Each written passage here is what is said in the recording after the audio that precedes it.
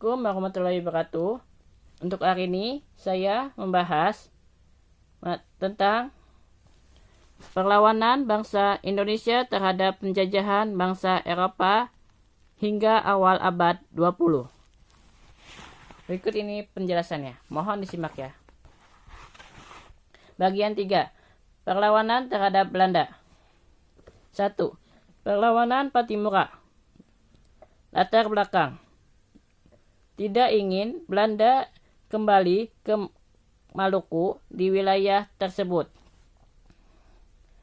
Pada 1810 sampai 1816, Hindia Belanda termasuk Maluku dikuasai oleh Inggris. Pada tahun 1817, Belanda kembali berkuasa di Maluku. Aturan-aturan yang menindas kembali diberlakukan seperti aturan kerja paksa dan monopoli perdagangan cengkih. Patimura berhasil merebut benteng Durstade dan benteng Deverditch. Perlawanannya yang gigih membuat Gubernur Ambon terpaksa meminta bantuan pasukan dari Batavia. Setelah satu persatu anak buahnya ditangkap dan tewas. Patimura pun akhirnya ditangkap dan dijatuhi hukuman mati pada 1817.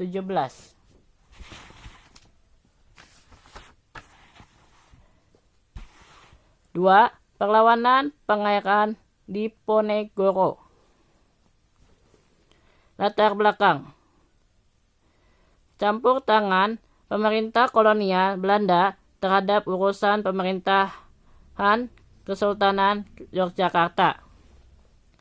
Para pejabat kesultanan diperlakukan sebagai bawahan pemerintah kolonial Belanda. Penetapan berbagai pajak oleh pemerintah kolonial Belanda, Kesultanan Yogyakarta yang membuat rakyat menderita. Pemasangan patok-patok batas pembangunan jalan yang melewati tanah Pangeran Diponegoro. Tokohnya Pangeran Diponegoro, Pangeran Mangkubumi, Sentot Ali Basya, Kiai Mojo, dan Nyai Ageng Serang. Pemerintah kolonial Belanda menggunakan teknik benteng stelsel yang berhasil mempersempit ruang gerak perlawanan Pangeran Diponegoro. Perlawanan Pangeran Diponegoro berakhir setelah pemerintah kolonial Belanda menangkap Diponegoro pada saat melakukan perundingan dan kemudian diasingkan ke Manado pada tahun 1830.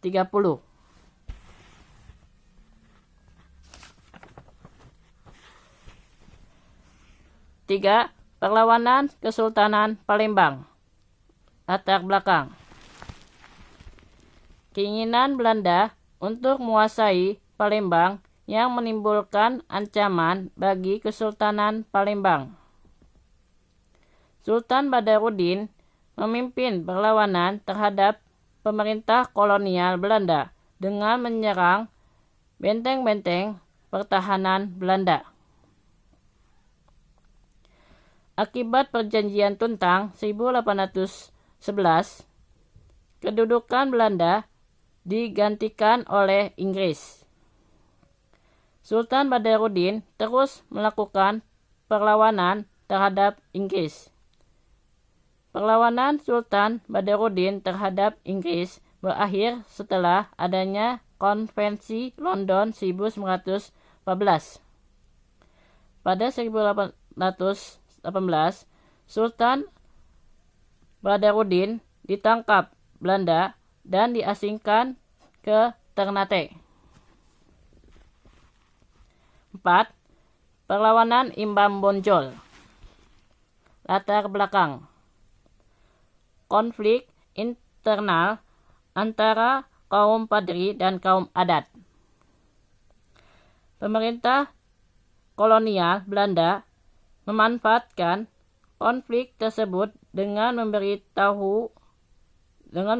bantuan kepada kaum adat dalam menghadapi kaum padri. Pemerintah kolonial Belanda membujukkan adat dan kaum padri. Pemerintah kolonial Belanda membujuk kaum adat dan kaum padri berdamai melalui perjanjian Masang 1825. Kaum adat dan kaum padri sebenarnya sudah memilih untuk berdamai melalui Plakat Pucak Pato yang menyebabkan Belanda harus berhadapan dengan keduanya. Pada 1833, pemerintah kolonial mengeluarkan plakat panjang untuk menghentikan perlawanan keduanya. Belanda mengajak berunding Imam Bonjol yang ternyata hanya sebuah tipuan untuk menangkap Imam Bonjol. Pada 1839, Imam Bonjol meninggal dalam pengasingannya di Manado. 5. Perang Aceh. Latar belakang. Keinginan Belanda untuk menjadikan wilayah Aceh sebagai bagian dari Pax Neerlandica. Perang Aceh bermula ketika Sultan Mahmud menolak permintaan Belanda agar Aceh mengakui kekuasaan Belanda di daerah tersebut. Sultan Mahmud wafat karena kolera. Ia digantikan oleh Tuanku Muhammad Daud Shah dengan gelar Sultan Ibrahim Mansur Shah 1875 sampai 1907. Meskipun terjadi pergantian pemimpin, perlawanan rakyat Aceh tetap berlangsung dengan sengit. Hal ini membuat Belanda harus menerapkan strategi baru, yaitu memblokade pelabuhan-pelabuhan Aceh dalam rangka mematikan sumber ekonomi dan pendapatan kesultanan. 5. Perang Aceh. Perjuangan rakyat Aceh sangat sulit untuk ditaklukkan, hingga akhirnya berkonsultasi dengan orientalis Belanda, Snok Hongroje 1857 sampai 1936. Belanda menerima saran Snok Hongroje dengan mengadu domba kaum bangsawan Ule Balang dengan kaum ulama. Pada 1933, pasukan Marshalse yang bertugas menghancurkan kantong pertahanan rakyat Aceh dengan cepat menewaskan Teuku Umar. Perlawanan rakyat terus dilanjutkan oleh istrinya Cut Nyadin pada 1905. Cut Nyadin ditangkap dan diasingkan ke Sumedang. 6. Perlawanan Sisinga Mangaraja 12. Latar belakang. Sikap Belanda yang menginginkan wilayah Tapanuli menjadi bagian dari wilayah kekuasaannya. Penyebaran agama Nasrani oleh para jending juga menimbulkan perlawanan penduduk setempat. Pada 1894, Belanda melakukan serangan ke pusat pemerintahan Kerajaan Batak di Bakara. Sisingamaraja 12 berhasil lolos dan melarikan diri ke Dairi Kapak. Pada 1907, Belanda kembali melakukan serangan dan menangkap anggota keluarga Sisingamaraja 12. Sisingamaraja 12 tidak menyerah dan terus melanjutkan perjuangannya. Pada 17 Juni 1907, Sisingamaraja 12 tewas dalam pertempuran di hutan Sim Sim. 7. Perlawanan Kerajaan Bali. Latar belakang.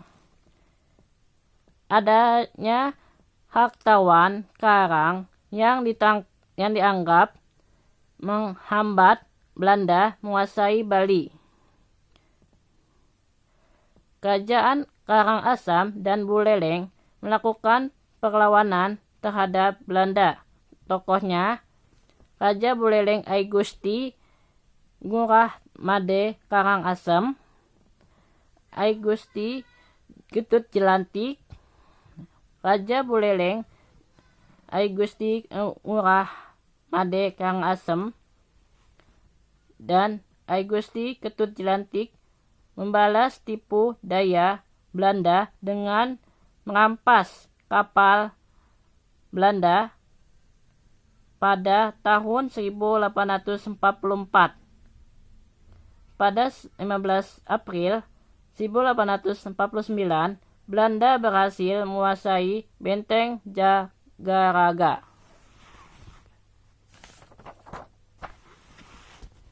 Berikutnya, yang terakhir, 8. Perlawanan Kesultanan Banjar. Perlawanan Kesultanan Banjar.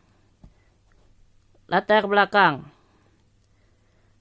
Monopoli perdagangan Belanda di Kalimantan yang sangat merugikan pedagang pribumi. Beban pajak dan kewajiban kodi terhadap rakyat yang memberatkan. Intervensi Belanda terhadap urusan internal Kerajaan Banjar. Keinginan Belanda menguasai Kalimantan, Yogyakarta. Keinginan Belanda menguasai Kalimantan yang kaya akan hasil tambang. Tokohnya Pangeran Antasari, Panembahan Amiruddin, Khalifatilah Mukmin. Pangeran Hidayatullah ditangkap dan diasingkan ke Bogor pada 1862. Pada 28 April 1962 terjadi pertempuran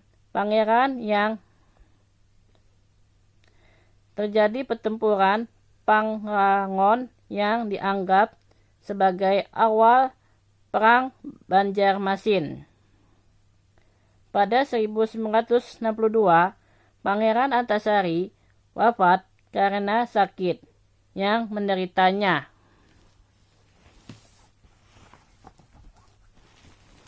Itulah materi tentang